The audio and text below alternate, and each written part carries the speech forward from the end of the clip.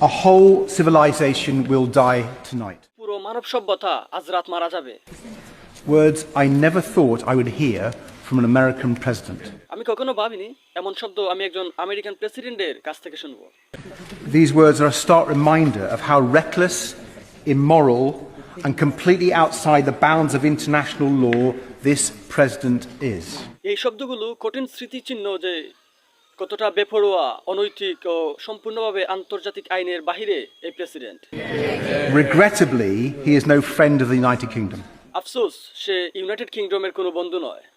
He is no leader of the free world. সে মুক্ত বিশ্বের বন্ধু নয়। He is a dangerous and corrupt gangster, and that is how we must treat him. সে একজন দুর্নীতিবাজ এবং বিপজ্জনক গ্যাংস্টার। ঠিক একইভাবে আমরা তার সাথে আচরণ করব।